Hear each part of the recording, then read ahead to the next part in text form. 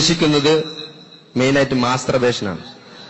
അപ്പൊ അത് സത്യത്തിൽ അതിന്റെ ഇസ്ലാമിക മാനം എന്താണ് എന്ന് നമ്മൾ ആദ്യം മനസ്സിലാക്കണം. ഒരു കാര്യം ശരിയാണോ തെറ്റാണോ എന്ന് പൂർണ്ണമായി ബോധ്യപ്പെട്ടതിന് ശേഷം മാത്രമേ നമുക്ക് ആത്മാർത്ഥതയോടെ ആ വിഷയത്തെ സമീപിക്കാൻ പറ്റുള്ളൂ.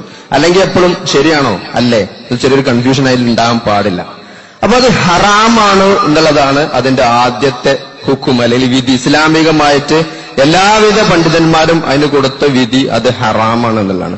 ഖുറാനിലോ ഹദീസിലോ നിങ്ങൾ നേരിട്ടൊരു വചനം ഉദ്ധരിക്കാൻ സാധ്യമല്ല. തീർച്ചയായിട്ടും നിങ്ങൾ മാസ്റ്റർബേഷൻ നിങ്ങൾക്ക് ഹറാമാക്കിയിരിക്കുന്നുണ്ടൊരു ആയത്തില്ല.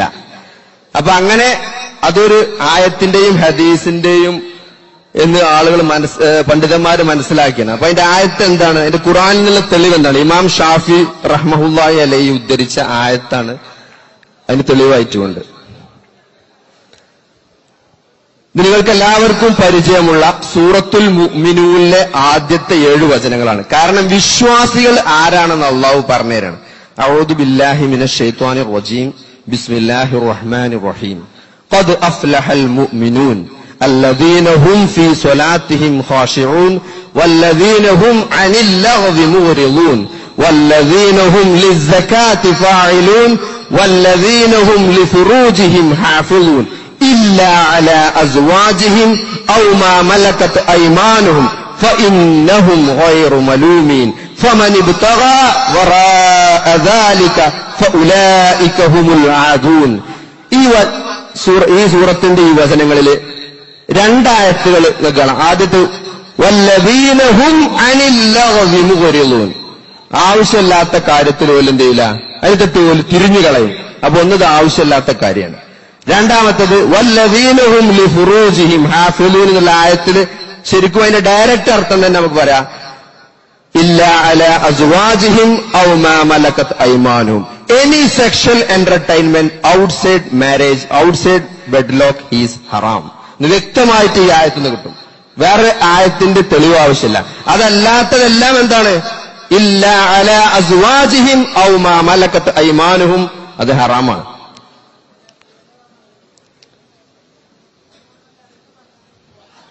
ഇനി ഹദീസിൽ നിന്ന് നബി സല്ലല്ലാഹു അലൈഹി വസല്ലമ ഇവിടെ ഹദീസുകളിൽ നിന്ന് നമുക്ക് ഒരു ഹദീസ് ഇവിടെ ഉദ്ധരിക്കാം. ഇതെന്തിനാ വെച്ചാൽ അത് ഹറാമാണ് എന്ന് പൂർണ്ണമായി ബോധ്യപ്പെടുത്താൻ വേണ്ടിയിട്ടാണ് ഈ ഹദീസ് ഉദ്ധരിക്കുന്നത്. അപ്പൊ ഹദീസിനെ ബഹുമാനിക്കുന്ന ആളുകൾക്ക് വേണ്ടിയാണ്.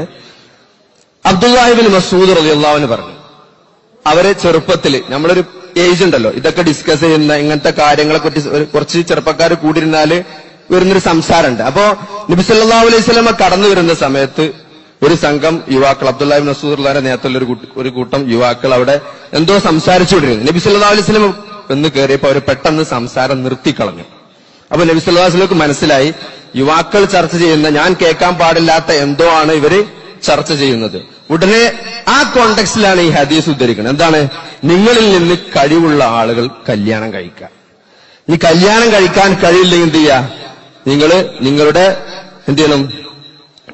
കാഴ്ചകളെ നിയന്ത്രിക്കണം, അല്ലെങ്കിൽ കണ്ണുകളെ താഴ്ത്തണം. അതേപോലെ നിങ്ങൾ എന്ത് ചെയ്യണം? നിങ്ങൾ കല്യാണം കഴിക്കണം. കഴിവുള്ളവർ കല്യാണം കഴിക്കട്ടെ എന്നാണ്. അല്ലാത്തവർ നോമ്പെടുക്കണം. അപ്പൊ ഇസ്ലാമികപരമായി ഇതിനുള്ള സൊല്യൂഷൻ ഇതിൽ തന്നെ നമുക്ക് ഡയറക്റ്റ് ആയിട്ട് ഇത് ഡിറൈവ് ചെയ്യാൻ പറ്റും. അപ്പൊ ഈ ഹദീസിൽ നിന്ന് നമ്മൾ മനസ്സിലാക്കുക, അല്ലാഹു സുബ്ഹാനഹു വ തആല അവന്റെ പ്രവാചകനിലൂടെ നമ്മളെ പഠിപ്പിച്ച എന്താണ്? നോമ്പെടുക്കട്ടെ. ഇതിൽ കഴിവില്ലാത്തവരെന്ത് ചെയ്യണം? നോമ്പെടുക്കട്ടെ എന്നാണ്. എങ്കിൽ ഇത് ഈസി ആയിട്ടുള്ള മാസ്റ്റർബേഷനാണ് അനുവദനീയമെങ്കിൽ അവിടെ അങ്ങനെ ഡയറക്റ്റ് പറയാമായിരുന്നു, നിങ്ങൾ അത് ചെയ്തോളി. പകരം എന്താ പറഞ്ഞത്? കുറച്ച് ബുദ്ധിമുട്ടായ നോമ്പിനെയാണ് നമുക്ക് സൊല്യൂഷനായി വെച്ചിട്ടുള്ളത്. അപ്പോ ഇതിൽ നിന്നും ഇത് പൂർണ്ണമായും ഹറാമാണ്, ഇത് ശിക്ഷയ്ക്ക് വിധേയമാകുന്ന ഒരു കാര്യമാണ് എന്ന് തന്നെ നിങ്ങൾ മനസ്സിലാക്കുക. ഇനി എന്താണ് ഇതിന്റെ പ്രശ്നങ്ങൾ? ഇതില് സാധാരണഗതിയിൽ ഇത് വർക്കൗട്ട് ചെയ്യണമെങ്കിൽ എപ്പോഴും ഒരു ഇമാജിനേഷനോ അല്ലെങ്കിൽ നമുക്ക് ഒരു സാധനം നമ്മൾ കാണുന്ന സമയത്ത് നമ്മളെ വിഷ്വൽ കോർട്ടക്സിൽ അതിന്റെ ഇമേജ് വരും. എത്ര ഭംഗിയായിട്ടാണ് അല്ലാഹു സുബ്ഹാനഹു വ തആല അല്ലെങ്കിൽ നബി സല്ലല്ലാഹു അലൈഹി വസല്ലം അത് ഹറാമാക്കിയത് ആലോചിക്കണം. അതായത് നമ്മൾ ഒരു ഇമേജ് കാണുമ്പോൾ നമ്മൾ വിഷ്വൽ കോർട്ടക്സിൽ അതിന്റെ ഇമേജ് വരും. ആ ഇമേജ് വരുന്ന സമയത്ത് എന്ത് ചെയ്യും? നമുക്കൊരു സാറ്റിസ്ഫാക്ഷൻ, ഒരു സെക്ഷൽ അറൗസൽ ഉണ്ടാവും. അത് ഹിപ്പോ ക്യാമ്പസ് വഴിയാണ് പിന്നെ വർക്കൗട്ട് ചെയ്യുക. അപ്പോ അതിനെന്താണ് സൊല്യൂഷൻ? നിങ്ങളുടെ കണ്ണുകളെ താഴ്ത്തണം. അപ്പൊ അങ്ങനത്തെ ഒരു ഇമേജ് നമ്മളെ വിഷ്വൽ കോർട്ടക്സിൽ പതിക്കാൻ പാടില്ല. അതാണ് അതിന്റെ സൊല്യൂഷൻ. അപ്പോ ഒരു ഇമാജിനേഷൻ അല്ലെങ്കിൽ അങ്ങനത്തെ ഒരു പിക്ചർ നമ്മൾ കാണുമ്പോഴാണ് നമുക്ക് താല്പര്യം വരിക. അല്ലാതെ വീണ്ടും നമ്മൾ മെമ്മറിയിൽ നിന്ന് അത് റീപ്രൊഡ്യൂസ് ചെയ്തിട്ടാണ് ആളുകൾ എന്ത് ചെയ്യുന്നത്, ഇതിന് ഒരു റോ മെറ്റീരിയൽ കണ്ടെത്തുന്നത്. അപ്പോ ആ കാര്യങ്ങൾ ഇസ്ലാം വ്യക്തമായി വിരോധിച്ചതാണ്. അപ്പോ ഇതിലൂടെയാണ് പിന്നെ പോണിലേക്കും അതിനെ തുടർന്ന് ഇതൊരു അഡിക്ഷനായിട്ട് മാറുന്നത്. അപ്പോ തീർച്ചയായിട്ടും ഈ കാര്യങ്ങളെല്ലാം തന്നെ നിങ്ങൾക്കറിയാം, അങ്ങനത്തെ കാര്യങ്ങൾ കണ്ണിന്റെ വ്യഭിചാരമാണെന്ന് വ്യക്തമായ ഹദീസ് ഉണ്ട്. അപ്പോ ഇതെല്ലാം വെച്ച് ഇത് ഹറാമാണെന്ന് ഒരിക്കൽ കൂടി നിങ്ങളെ ബോധ്യപ്പെടുത്തുകയാണ്. രണ്ടാമത്, ഇതിങ്ങനെ ആദ്യത്തില് ഒരു എന്റർടൈൻമെന്റ് ആയിട്ടും അല്ലെങ്കിൽ വെറുതെ സമയം കളയാൻ വേണ്ടിയൊക്കെ ചെയ്ത് പിന്നെന്ത് ചെയ്യും, പിന്നെ ഇതിങ്ങനെ ഒരു സ്വഭാവ വൈകല്യമായി അവസാനം ഒരു ഹാബിറ്റായും ലാസ്റ്റ് ഒരു അഡിക്ഷനിലേക്ക് വരും. അഡിക്ഷനിലേക്ക് വന്നു കഴിഞ്ഞാൽ പിന്നെ ഒരിക്കലും നമുക്ക് അതിന് തിരിച്ചു കയറാൻ വളരെ പ്രയാസകരമായിരിക്കും. പിന്നെ നമുക്ക് പ്രത്യേകിച്ച് ഒരു സർക്കാഡിയൻ റിതം പോലെ ആയിരിക്കും. അതായത് ഇന്ന് ചെയ്ത അതേ സമയം നാളെ ആവുമ്പോഴത്തേക്കും നമുക്ക് ആ ഒരു ഹോർമോണൽ പ്രശ്നങ്ങളൊക്കെ വരും. ഉടനെ നമ്മൾ അതിന് വീണ്ടും ആ ഒരു പ്രവൃത്തിയിലേക്ക് പോകാൻ സാധ്യതയുണ്ട്. അതുകൊണ്ട് അഡിക്ഷൻ ആകുന്നതിന് മുമ്പ് തന്നെ, നമ്മൾ ഇതിന് അഡിക്റ്റഡ് ആകുന്നത് അല്ലെങ്കിൽ ഇതൊരു സ്വഭാവ വൈകൃതമായി മാറുന്നതിന് മുമ്പ് തന്നെ ഇത് ഇടപെടുകയും ഇത് നിർത്താൻ ശ്രമിക്കുകയും ചെയ്തിട്ടില്ലെങ്കിൽ ഭാവി ജീവിതത്തിൽ നമ്മളെ ഇത് വളരെയധികം ബാധിക്കും എന്നുകൂടി നിങ്ങൾ മനസ്സിലാക്കേണ്ടതുണ്ട്. എന്തുകൊണ്ടെന്നാൽ പുതിയ സ്റ്റഡീസ് എല്ലാം തെളിയിക്കുന്നത് ഈ ദൃശ്യമാധ്യമങ്ങളുടെ കടന്നുകയറ്റ് കാരണം വെസ്റ്റേൺ കൺട്രീസൊക്കെ നേരിടുന്ന ഏറ്റവും വലിയ പ്രശ്നം, അവിടെ വിവാഹം പൊതുവെ കുറവാണ്. വിവാഹത്തിൽ തന്നെ മാരീഡ് ലൈഫിൽ അവർക്ക് സെക്ഷൽ സാറ്റിസ്ഫാക്ഷൻ വളരെയധികം കുറവാണ്. കാരണം എന്തുകൊണ്ടെന്ന് വെച്ചാൽ ഈ പോൺ അഡിക്റ്റഡ് ആയിട്ട് അവർ കൂടുതൽ എന്റർടൈൻമെന്റ്, കൂടുതൽ ഫാന്റസീസാണ് അവർ പ്രതീക്ഷിക്കുന്നത്. അതൊരിക്കലും ഒരു റിയൽ ലൈഫിൽ കൊടുക്കാൻ ഒരു പാർട്ണർക്കും കഴിയില്ല. അപ്പോ കൂടുതൽ മാരേജ് അൺഹാപ്പിനെസ്സും ഡൈവോഴ്സിലുമാണ് ഇത് എത്തിക്കുന്നത്. ഇനിയിപ്പോ ഹദീസും ഖുറാനിലൊന്നും താല്പര്യമില്ലാത്ത ആളുകൾ ഇവിടെ ഉണ്ടെങ്കിൽ ഇത് അള്ളാഹുവിന്റെ ദീനിനെതിരാണ്. അതുകൊണ്ട് തന്നെ അതിന്റെ പൂർണ്ണമായ ഒരു ഫലം, ദുഷ്ഫലം അവരുടെ ജീവിതത്തിൽ അവർ അനുഭവിക്കുക തന്നെ ചെയ്യും. അതാണ് ഇന്ന് വെസ്റ്റേൺ വേൾഡ് കണ്ടുകൊണ്ടിരിക്കുന്നത്. ഓരോ ദിവസവും പുതിയ പോൺ സൈറ്റുകൾ ജനിക്കുകയാണ്. എന്തുകൊണ്ടാണ്? പഴയ സൈറ്റിൽ നിന്ന് കിട്ടുന്ന ആ എന്റർടൈൻമെന്റ്, ആ ഫാന്റസിയോ പോരാ ആൾക്കാർക്ക്. വീണ്ടും അടുത്ത ഫാന്റസിയും അതിനേക്കാൾ കൂടുതൽ എന്തിനാണ് ആൾക്കാർ നോക്കുന്നത്. അതുകൊണ്ടാണ് പോൺ സൈറ്റുകൾക്ക് ഇത്രയധികം പബ്ലിസിറ്റി അല്ലെങ്കിൽ ഇത്രയധികം പ്രചാരവും വരുമാനം കിട്ടുന്നത്. എന്തുകൊണ്ടാണ്? ഒന്ന് കണ്ട് ഇന്നലെ കണ്ട മതിയാവില്ല നാളെ കാണാൻ. അപ്പൊ അതുകൊണ്ട് ആളുകൾ വീണ്ടും പുതിയ സൈറ്റിലേക്ക് സെർച്ച് ചെയ്തുകൊണ്ടിരിക്കുകയാണ്. അതുകൊണ്ട് ഇതൊരു അഡിക്ഷൻ ആകുന്നതിന് മുമ്പ് അള്ളാഹുവും അവന്റെ റസൂലും പറഞ്ഞ അതേ മാർഗത്തിലൂടെ നമ്മളിത് തടയാൻ ശ്രമിക്കുക. തീർച്ചയായിട്ടും അതിന് ഫലം കാണും ഇൻഷാ അല്ലാഹ്. പിന്നെ എന്താണ് മെഡിക്കൽ സയൻസ് അനുസരിച്ച് ഇതൊരു അഡിക്ഷനായി മാറിയാൽ എന്തൊക്കെയാണ് ബുദ്ധിമുട്ടുകൾ? നമ്മളെ കോൺഫിഡൻസ് കുറയും, നമുക്ക് എപ്പോഴും ക്ഷീണമായിരിക്കും, അല്ലെങ്കിൽ കാര്യങ്ങളിലൊന്നും ഒരു താല്പര്യം ഉണ്ടാവില്ല, ലേസിനെസ് നമ്മളെ പിടികൂടും. പിന്നെ വിഷ്വൽ പ്രോബ്ലംസ് വരും. ഫുൾ ടൈം ഈ ഫോൺ വാച്ച് ചെയ്യുകയും ഇതേപോലെ ഇതിന്റെ പിന്നാലെ നടക്കുകയും ചെയ്താൽ നമ്മളെ, കാരണം കാഴ്ചയിലുള്ള ബർക്കത്ത് അള്ളാഹു എടുത്തു കളയും, കേൾവിയിലുള്ള ബർക്കത്ത് അള്ളാഹു എടുത്തു കളയും. ഇതൊക്കെ മനുഷ്യന് അള്ളാഹു ചെയ്തു തന്നെന്താണ്? അവനെ ആരാ? വമാ ഖലഖ്തുൽ ജിന്ന വൽ ഇൻസ ഇല്ലാ ലിയഅ്ബുദൂൻ. എന്തിനാണ് നമ്മൾ ഉണ്ടാക്കിയത്? അള്ളാഹുവിനെ മാത്രം ആരാധിക്കാൻ വേണ്ടിയാണ് നമ്മളെ സൃഷ്ടിച്ചത്. അപ്പൊ അതല്ലാത്തൊരു പണി ആ കണ്ണുകൊണ്ട് കണ്ണിന് പ്രശ്നങ്ങൾ ഉണ്ടാവും, മാനസിക പ്രശ്നങ്ങൾ ഉണ്ടാവും, വേദനകൾ ഉണ്ടാവും. പിന്നെ അതേപോലെ തന്നെ പ്രിമച്ചുർ ജാക്കുലേഷൻ സംഭവിക്കും. അതായത് നമ്മൾ കല്യാണം കഴിച്ചു കഴിഞ്ഞാൽ നമുക്ക് അതിൽ ശരിക്കുള്ള സെക്സിൽ വളരെ പ്രയാസം നേരിടുന്നു. വളരെയധികം ആളുകൾ കംപ്ലൈന്റ് പറയുന്നതായിട്ട് കാണാൻ പറ്റും. അപ്പോ അതെല്ലാം ഒഴിവാക്കാനാണ് അള്ളാഹു സുബ്ഹാനഹു വ തആല അത് വിരോധിച്ചത്. പിന്നെ ഡിപ്രഷൻ വരും. ഇതിന് അഡിക്റ്റ് ആയി കഴിഞ്ഞാൽ ആൾ ഡിപ്രസ്ഡ് ആയിരിക്കും. പിന്നെ ഒരു ഗിൽറ്റി ഫീലിംഗ് ഉണ്ടാവും, എപ്പോഴും ഇത് ചെയ്യാൻ പാടില്ല എന്നല്ലേ. പിന്നെ അതേപോലെ തന്നെ ഡിപ്രഷൻ വരുമ്പോൾ ഉണ്ടാവുന്ന മുടി കൊഴിച്ചില്, ക്ഷീണം, അതേപോലെ തന്നെ മെമ്മറി നിൽക്കൂല. ഒരിക്കലും നമ്മൾ കാര്യം പഠിച്ചു കഴിഞ്ഞാൽ റീപ്രൊഡ്യൂസ് ചെയ്യാൻ കഴിയില്ല. അതുകൊണ്ടാണ് ഇങ്ങനെ തെറ്റുകൾ ചെയ്യുന്ന ആളുകൾക്ക് അതിൽ ഖുർആൻ ഹദീസ് ഒന്നും മനപ്പാടാക്കാൻ പറ്റില്ല എന്ന് പണ്ഡിതന്മാരോട് ചോദിച്ചാൽ പറഞ്ഞുതരും. അതാണ് ശരിക്കും മെമ്മറിയൊക്കെ, ആ മെമ്മറിയിലുള്ള ബർക്കത്ത്. കാരണം നമ്മളെ വിഷ്വൽ കോർട്ടക്സും നമ്മളെ ബ്രെയിനൊക്കെ ഈ ഇമേജ് കൊണ്ടും ഈ പിക്ചർ കൊണ്ടും ജാമായി കിടക്കാണ്. അപ്പൊ തീർച്ചയായും അതിലെ ബർക്കത്ത് അള്ളാഹു എടുത്തു കളയും. അപ്പോ ദയവ് ചെയ്ത് ആ പണിക്ക് നിൽക്കരുത്. ഇപ്പോ ഞാൻ മനസ്സിലാക്കുന്ന ഒരു 70% ആളുകളെങ്കിലും എന്ത് ചെയ്യുന്നുണ്ടാവും? ഇത് നിർത്തണം തീരുമാനിച്ചിട്ടുണ്ടാവും. അപ്പൊ എങ്ങനെയാണ് ഇത് നിർത്തുക? അല്ലെങ്കിൽ എങ്ങനെയാണ് ഇത് രക്ഷപ്പെടുക? ഒരു കാര്യം, ഇപ്പൊ ഞാൻ കുറച്ച് കാര്യങ്ങൾ പറഞ്ഞു, ഇന്ന പ്രശ്നങ്ങളൊക്കെ ഉണ്ടാവും. ആരെങ്കിലും ഇന്ന പ്രശ്നങ്ങളൊക്കെ ഉണ്ടാവും എന്നുള്ളത് കൊണ്ട് ഇപ്പൊ മാനസിക പ്രശ്നം ഉണ്ടാവും, അല്ലെങ്കിൽ ഡിപ്രഷൻ ഉണ്ടാവും, ഫാറ്റിഗ്നെസ് ഉണ്ടാവും, അല്ലെങ്കിൽ വേദന ഉണ്ടാവും. അങ്ങനെ കുറെ കാലം കഴിഞ്ഞ് റിയൽ ലൈഫിൽ സെക്സിന് ബുദ്ധിമുട്ട് വരും എന്നൊക്കെ വിചാരിച്ചിട്ട് ആരെങ്കിലും ഇത് നിർത്തിയാൽ അതിൽ ബർക്കത്ത് ഉണ്ടാവില്ല. കാരണം എന്താ വെച്ചാല് അള്ളാഹു സുബ്ഹാനഹു വ തആല ഇത് വിരോധിച്ചിരിക്കണ്. നാളെ എന്റെ പരലോകത്തെ ഇത് ബാധിക്കും, എന്റെ വിചാരണയിൽ ഇത് പ്രശ്നം വരും, എന്റെ പരലോക രക്ഷയ്ക്ക് ഇത് ബുദ്ധിമുട്ടാണ് എന്ന് ഇഖ്ലാസോട് കൂടിയാണ് ആരെങ്കിലും ഇത് നിർത്തിയാൽ അള്ളാഹുവിന്റെ ബർക്കത്തും സഹായവും ഉണ്ടാവും. അപ്പൊ നമ്മളെ ഇന്റൻഷൻ അത് തന്നെയായിരിക്കണം. ഇത് നിർത്തുമ്പോ അല്ലെങ്കിൽ ഇതിന്ന് രക്ഷപ്പെടുമ്പോ അള്ളാഹുവിന്റെ വജ്ഹ് മാത്രം ഉദ്ദേശിച്ചുകൊണ്ടാണ് നമ്മൾ നിർത്തേണ്ടത്. കാരണം എന്തുകൊണ്ട്? ആദ്യത്തെ സൊല്യൂഷൻ നേരത്തെ ഞാൻ സൂചിപ്പിച്ചു, നമ്മളുടെ കണ്ണുകളെ താഴ്ത്തുക. കാരണം ഒരു ഇമേജ് അല്ലെങ്കിൽ ബ്രെയിനിലേക്ക് നമ്മൾ ഒരു അങ്ങനത്തെ ഒരു പോൺ ഇമേജ് അത് എവിടുന്നാണെങ്കിലും, അത് റിയൽ ലൈഫിലാണെങ്കിലും ചില ആളുകളുടെ ന്യായീകരണം എന്താണ്? നമ്മളിപ്പോ ആരെയും ബുദ്ധിമുട്ടിക്കണില്ലല്ലോ, നമ്മള് റേപ്പ് പോലെ അല്ലെങ്കിൽ സെക്ഷൽ അസാൾട്ട് പോലെ അല്ലല്ലോ, നമ്മളൊരു ഇമേജ് മാത്രം, ആ ഇമേജ് ഇപ്പൊ എന്താ ബുദ്ധിമുട്ട്, അങ്ങനെ ഒരു പരസ്യമായ ഉപദ്രവം നമ്മൾ ചെയ്യുന്നില്ലല്ലോ എന്ന് ന്യായീകരണത്തോടെ അത് ചെയ്യുന്നവരുണ്ടാകാം. എന്നാൽ അല്ലാഹു സുബ്ഹാനഹു വ തആല പറഞ്ഞാൽ എന്താണ്? നിങ്ങൾ നിങ്ങളുടെ കണ്ണുകളെ താഴ്ത്തണം. ഖുൽ അഊദു ബില്ലാഹി മിനശ് ശൈത്വാനിർ റജീം കുല്ലിൽ മുഅ്മിനീന യഹുല്ലൂ മിൻ അബ്സാരിഹിം വയഹ്ഫളൂ ഫുറൂജഹും ദാലിക അസ്കാ ലഹും ഇന്നല്ലാഹ ഖബീറുൻ ബിമാ യസ്നഊൻ. നിങ്ങൾ ഇതിലെ ഒരു വാക്ക് ശ്രദ്ധിക്കുക, ഇന്നല്ലാഹ ഖബീറുൻ. നിങ്ങൾ പറഞ്ഞെന്താ? നിങ്ങൾ നിങ്ങളുടെ കാഴ്ചകളെ, ദൃഷ്ടികളെ താഴ്ത്തുക. ഞാനോ ഇനി എങ്ങനെ ഒളിഞ്ഞു നോക്കിയാൽ ആരും കാണുന്നാണ് പറയണത്? ഇന്നല്ലാഹ ഖബീറുൻ. തീർച്ചയായും അള്ളാഹു ഖബീറാണെന്ന് പറഞ്ഞിട്ടാണ് ഈ ആയത്ത് അവസാനിപ്പിക്കുന്നത്. അതെ, ഞങ്ങളെ ഒളിഞ്ഞു നോക്കിയാൽ അത് അള്ളാഹു അറിയും സഹോദരന്മാരെ. അത് നാളെ വിചാരണയിൽ വരും, നിങ്ങളുടെ ഏടിലത് കാണും. അതുകൊണ്ട് ആ പണിക്ക് ദയവ് ചെയ്ത് നിൽക്കരുത്. ഇത് നിർത്താനുള്ള സൊല്യൂഷനായിട്ട് അള്ളാഹു സുബ്ഹാനഹു വ തആല ജനങ്ങൾക്കുള്ള മാർഗദർശനമായിട്ട് അവതരിപ്പിച്ച ഈ മാനവിക ഗ്രന്ഥത്തിൽ ഇതാ പറഞ്ഞത്, കുല്ലിൽ മുഅ്മിന യഹുല്ലൂ മിൻ അബ്സാരിഹിം. നിങ്ങളുടെ ദൃഷ്ടികളെ നിങ്ങൾ താഴ്ത്തുക. നിങ്ങളുടെ വിഷ്വൽ കോർട്ടക്സിലേക്ക് വരുന്ന ഒരു പോൺ ഇമേജിനെ നിങ്ങൾ ബ്ലോക്ക് ചെയ്യുക. കാരണം അതിനാണ് പിന്നെ അതിന്റെ ബാക്കി സർക്യൂട്ട് കംപ്ലീറ്റ് ആകുക. അതുകൊണ്ട് ഒരിക്കലും അതിന്റെ മുളയിൽ തന്നെ അത് നുള്ളിക്കളയണമെന്നാണ് ഖുർആൻ നിങ്ങളോട് ആവശ്യപ്പെടുന്നത്.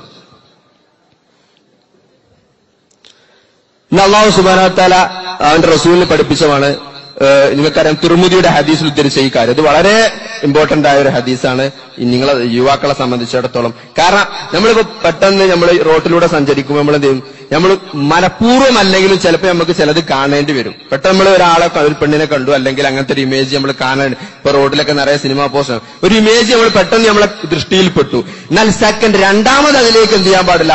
ഒരു നോട്ടം നോക്കാൻ പാടില്ല എന്ന് അള്ളാഹുവിന്റെ റസൂല് വളരെ വ്യക്തമായിട്ട് തിർമിദി 2777 ഹദീസിൽ വ്യക്തമായിട്ട് നമ്മളെ പഠിപ്പിച്ചിട്ടുണ്ട്.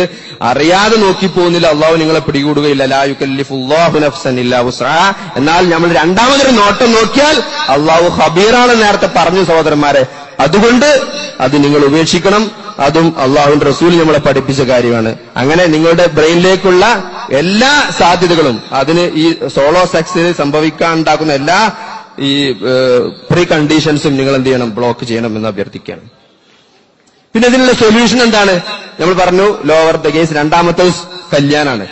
നിങ്ങളിൽ നിന്ന് കഴിവുള്ളവർ കല്യാണം കഴിക്കട്ടെ. അപ്പൊ അള്ളാഹുവിന്റെ റസൂല് പറഞ്ഞ, നമ്മളെ പഠിപ്പിച്ച കാര്യമാണ് കഴിവുണ്ടാവുമ്പോൾ കല്യാണം കഴിക്കുക എന്നുള്ളത്. കഴിവുണ്ട് എന്ന് തന്നെയാണ് ആയത്തിൽ നിന്നൊക്കെ മനസ്സിലാവുന്നത്. നിങ്ങളിൽ കഴിവുള്ളവർ, അതായത് ഭാര്യനെയും കുടുംബത്തെയും നോക്കാൻ കഴിവുള്ളവർ കല്യാണം കഴിക്കണം. അപ്പൊ കല്യാണം ഇതിന് കഴിവുണ്ടായി കഴിഞ്ഞാൽ ഒരു നിമിഷം പോലും നീട്ടിവെക്കാൻ പാടില്ല. നിങ്ങൾക്ക് സാമ്പത്തികമായിട്ട് കല്യാണം കഴിക്കാനുള്ള ഒരു സാഹചര്യം ഉണ്ടെങ്കിൽ പിന്നെ നിങ്ങൾ മാറ്റിവെച്ചാൽ നിങ്ങൾ അതിന്റെ പേരിൽ അള്ളാഹു പിടികൂടുക തന്നെ ചെയ്യും. ഞാൻ കഴിവില്ലാച്ചിട്ട് ഇപ്പൊ തന്നെ പെണ്ണിട്ടണമെന്ന് ഇവിടെ പ്രോഫ്കോണിൽ പറഞ്ഞു എന്ന് പോയി പറയണ്ട. ഇപ്പൊ തന്നെ പെണ്ണിട്ടാൻ ആരോടും പറഞ്ഞിട്ടില്ല.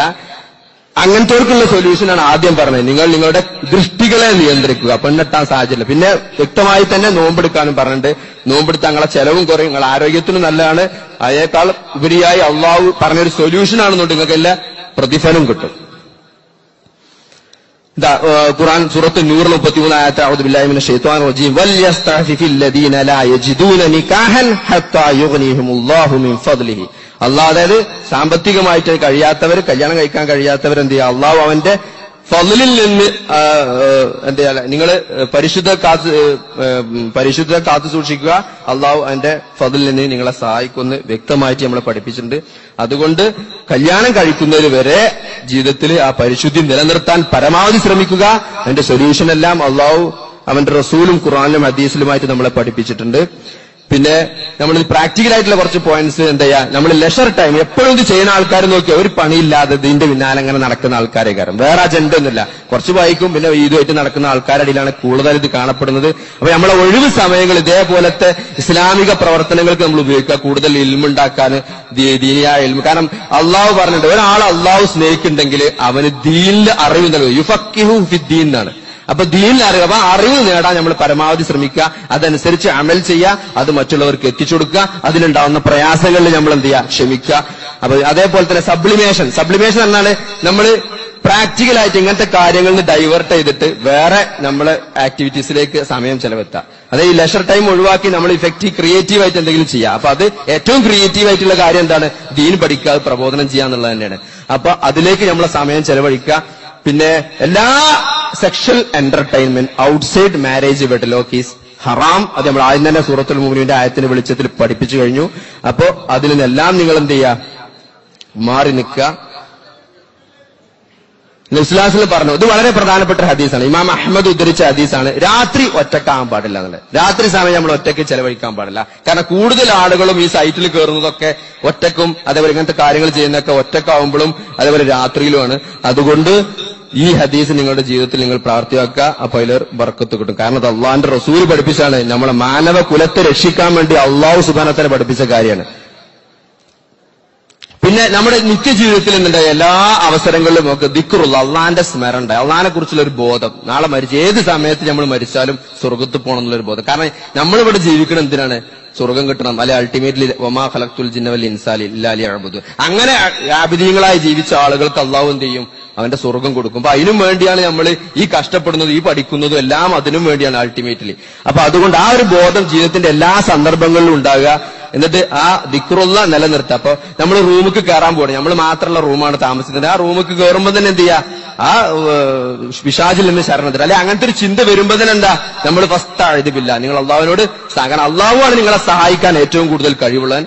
അള്ളാഹുവിനോട് സഹായിക്കുക, അള്ളാഹിന്റെ ഓർമ്മ ഉണ്ടാകുക. അല്ല റൂമിൽ കയറാറില്ലാത്ത റൂമാണ് നമ്മൾ ഒറ്റയ്ക്ക് വരാം, കയറുന്ന സമയത്ത് അഊദു ബികലിമാത്തില്ലാഹി തമ്മാത്തി മിൻ ശർരി മാ ഖലഖ്. അങ്ങനെ നിത്യജീവിതത്തിൽ നമ്മളെ പഠിപ്പിച്ച പ്രാർത്ഥനകൾ ജീവിതത്തിൽ പുലർത്തിക്കൊണ്ട് പരമാവധി പരിശുദ്ധി കാത്തു സൂക്ഷിക്കാൻ ശ്രമിക്കുക. അതിനേക്കാൾ ഉപരിയായിട്ട് എന്താണ്, അള്ളാഹുവാണ് നമ്മളെ നമുക്ക് പരിശുദ്ധത നൽകേണ്ടത്. നമുക്ക് പരിശുദ്ധി നൽകേണ്ടത് അള്ളാഹുവാണ്. അപ്പൊ നമ്മൾ അള്ളാഹുവിനോട് അതിന് ആ പരിശുദ്ധിക്ക് വേണ്ടി നിത്യമായി പ്രാർത്ഥിക്കുക. ഇനി ജീവിതത്തിൽ അങ്ങനെ കുറെ സംഭവിച്ചില്ല, അതിന്റെ പേരിൽ ആരും സങ്കടപ്പെടില്ല. മഹാനായ ഫുളൈൽ ബിൻ ഇയാദ് റഹ്മത്തുള്ളാഹി അലൈഹിനോട് ഒരാൾ വന്നിട്ട് ചോദിക്കുന്നുണ്ട്, ഞാൻ കുറെ തെറ്റുകൾ ചെയ്തു പോയി, അപ്പൊ എന്തായാലും പരിഹാരം പശ്ചാത്തപിക്കാനായി നമ്മൾക്ക് ഒരിക്കലും പരിഹരിക്കപ്പെടാനാകാത്ത തെറ്റുകളാണ് നമ്മൾ ചെയ്തിട്ടുണ്ടെങ്കിൽ എന്താണ്, ഞാൻ അതിന്റെ പേരിൽ ഇങ്ങനെ ആലോചിക്കണ്ട. കാരണം എന്താ, അള്ളാഹുവിന്റെ കാരുണ്യത്തെ കുറിച്ച് നിങ്ങൾ നിരാശരാകാൻ പാടില്ല. കാരണം അള്ളാഹുവിന്റെ കാരുണ്യത്തെ കുറിച്ച് നിരാശപ്പെടുക എന്നുള്ളതാണ് നിങ്ങൾ ചെയ്ത തെറ്റിനേക്കാൾ ഏറ്റവും വലിയ തെറ്റ്. അപ്പൊ അതുകൊണ്ട് അങ്ങനെ സംഭവിച്ചാൽ മഹാനായ ഫുളൈൽ ബിൻ ഇയാദ് റഹ്മത്തുള്ളാഹി അലൈഹി പറഞ്ഞ എന്താണ്, ഇനി നമ്മൾ ചെയ്തു പോയ തെറ്റിന്റെ പേരിൽ നമ്മൾ അള്ളാഹുവിനോട് നന്നായിട്ട് പശ്ചാത്തപിക്കുക, അത് ആവർത്തിക്കാതെ കൂടുതൽ നന്മകൾ വർദ്ധിപ്പിക്കുക. ദഅവത്തുമായിട്ട് ഈ പ്രോഫ്കോൾ നിങ്ങൾ ഉൾക്കൊണ്ട കുറെ കാര്യങ്ങളുണ്ട്, അത് നമ്മളെ ഫ്രണ്ട്സിനൊക്കെ പറഞ്ഞു കൊടുത്തിട്ട് കൂടുതൽ ഇൽമുണ്ടാക്കി കൂടുതൽ അമൽ ചെയ്ത് അത് മറ്റുള്ളവർക്ക് എത്തിച്ച് അതിലുള്ള പ്രയാസങ്ങൾ അള്ളാഹ്ക്ക് വേണ്ടി സഹിച്ച് നാളെ സ്വർഗം കേടുന്നവരിൽ നിങ്ങൾ ഉൾപ്പെടുത്തുക. ആ ഹദീസ് ബുഖാരിന്റെ 1429 ഹദീസിൽ വളരെ വ്യക്തമായിട്ടുണ്ട്. നിങ്ങൾ പരിശുദ്ധിക്ക് വേണ്ടി അള്ളാഹുവിനോട് പ്രാർത്ഥിക്കുക, അതിനുവേണ്ടി പ്രവർത്തിക്കുക. അപ്പൊ തീർച്ചയായിട്ടും അള്ളാഹു പരിശുദ്ധി നിങ്ങൾക്ക് നൽകും. അങ്ങനെ ആത്മാർത്ഥമായിട്ട് അതിന് വിട്ടുനിൽക്കണം നിങ്ങൾ ആഗ്രഹിക്കുകയും അതിനുവേണ്ടി അള്ളാഹുവും റസൂലും പറഞ്ഞ പോലെ നിങ്ങൾ പ്രവർത്തിക്കാൻ തയ്യാറുണ്ടോ, സഹോദരന്മാരെ നിങ്ങൾ രക്ഷപ്പെടും. കാരണം അത് അള്ളാഹുവിന്റെ വാഗ്ദാനമാണ്. അത് ഇവിടെ അവസാനിപ്പിക്കുകയാണ്. ഒരിക്കലും അള്ളാഹുവിന്റെ പ്രതീക്ഷയെക്കുറിച്ച്, അള്ളാഹുവിന്റെ റഹ്മത്തിനെ കുറിച്ച് പ്രതീക്ഷയെക്കുറിച്ച് നിങ്ങൾ കൈവിടാതിരിക്കുക, അള്ളാഹുവിനോട് പ്രാർത്ഥിക്കുക, പരമാവധി പഠിച്ച കാര്യങ്ങൾ ഈ ജീവിതത്തിൽ പുലർത്തിക്കൊണ്ട് അതിൽ നിന്ന് വിട്ടുനിൽക്കാൻ ശ്രമിക്കുക. അള്ളാഹു നിങ്ങളെയും എന്റെയും പരലോകം നാളെ രക്ഷപ്പെടുത്തുമാറാട്ടെ. ആമീൻ. അസ്സലാമു അലൈക്കും.